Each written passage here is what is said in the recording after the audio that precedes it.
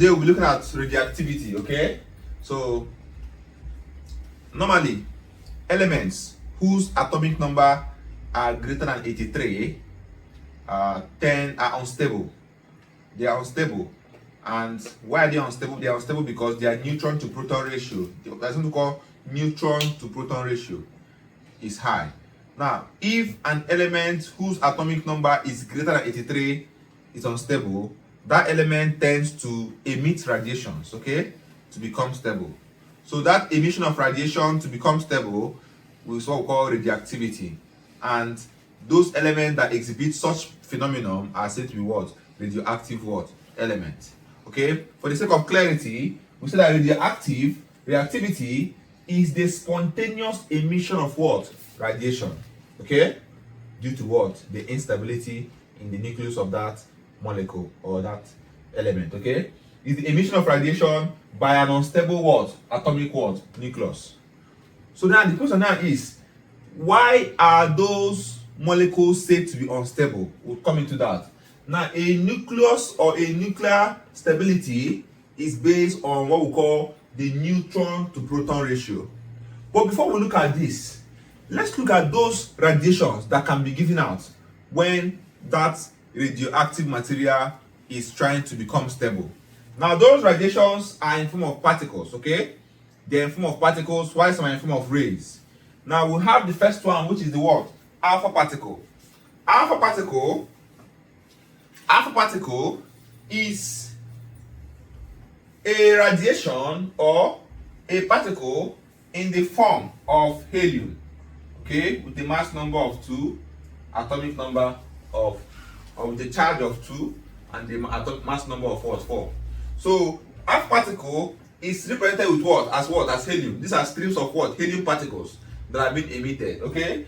The next one is the beta particle. Beta particle is an electron with a mass of 0 and a charge of -1. Okay. While gamma rays do not have no mass, they have no mass and no charge. So gamma rays have no mass and no charge. So when you get to the material, you read up this and know more about this, okay? But these are just the radiations that are emitted. There are more. We also have what we call the positron, okay, and the neutron. These are all particles also emitted, okay? So when you check the app, you see more of these things and read it up. These are things you can easily read up, okay? It's not a difficult thing. Now, the next to talk about is that nuclear stability. When is a nucleus said to be stable, and when is it what? Unstable. Remember that radioactivity comes in when that nucleus is becoming unstable and it needs to emit some particles or some rays to become stable. So we say that nuclear stability depends on the neutron to proton ratio. What is neutron to proton ratio?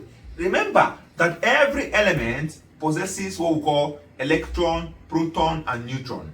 So the ratio of the neutron and the proton in that element will determine if the molecule will become what? Stable or unstable. Okay? We say that stable nuclei usually have a balanced, that is, their neutron to proton ratio are balanced. They are not, no one is greater than the other. So when the ratio between the neutron and the proton is widely apart, then the molecule will have to adjust itself to become what? Stable. And the way it will do that is by emitting what we call radiation. And that radiation can be in form of any of these particles we have listed below. So take note, unstable nuclei undergo radioactive decay to become more stable. What I just said now. So those unstable nuclei are those ones that the neutron to proton ratio are high or low. So they will have to emit radiation to become stable. And the process of emitting that radiation to become stable is what we call radioactivity. And the element undergoing that is said to be what? A radioactive element. Now, there are two types of radioactivity, basically.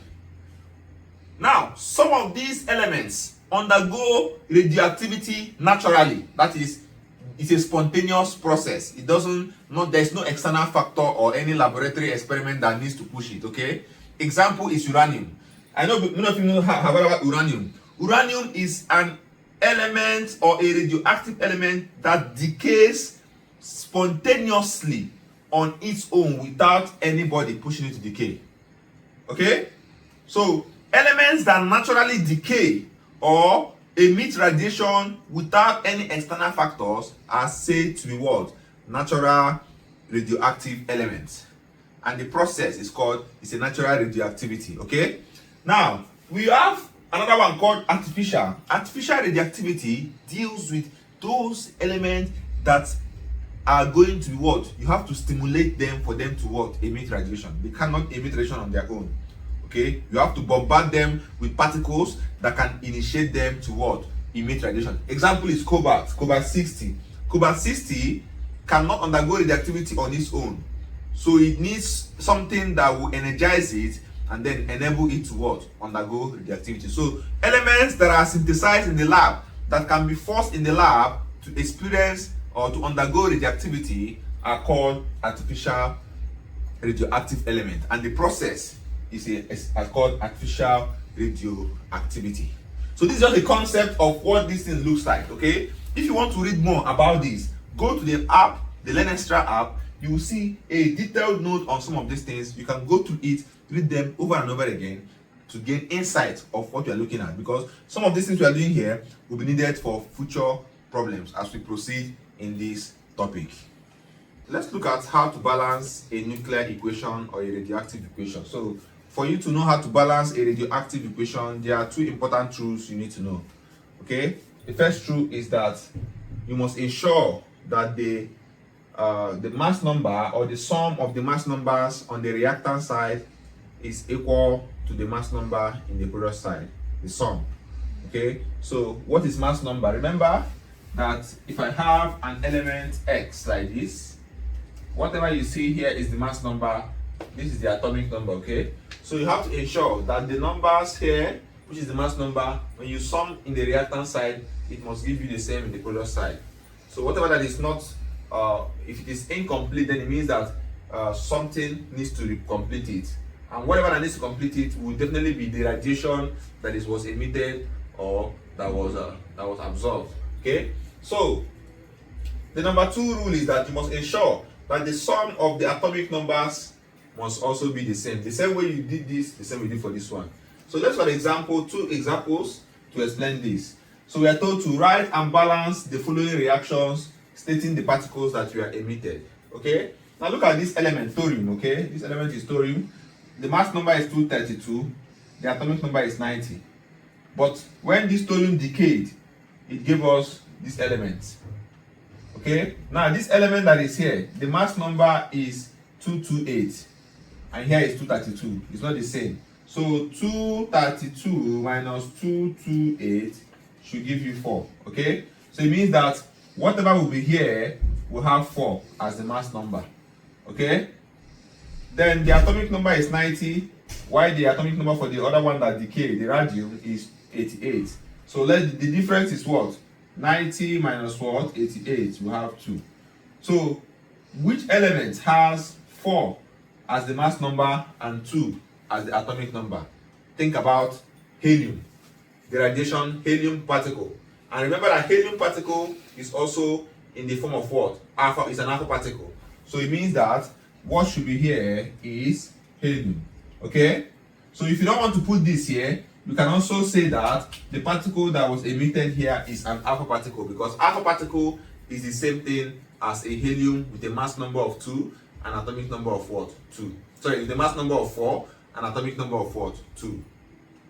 Now look at the last one here. For this one, the mass number did not change. It's the same. So 137 minus 137 is 0. Okay? Why this will becomes what? Now here is 55. Here is 56. Okay, so what it means is that this is 55 minus 56 will give you minus 1. Okay, so it means that minus 1 needs to be here to balance this. Okay, so what needs to be here is 0 and minus 1. And which of the radiation represent mass number of 0, atomic number of -1, or charge of -1. That is what? Electron. So electron has a mass of 0 and the charge is what? Negative or -1. So this can also be written here. Or if you don't like this, you can also indicate. If you don't want to put this, you can also put that this is a beta particle. So beta particles have a negative charge also to represent them. The difference between this and this is not a beta particle. This is a beta particle. This is a positron. This one is called positron. Okay, this one is called beta particle. Take note.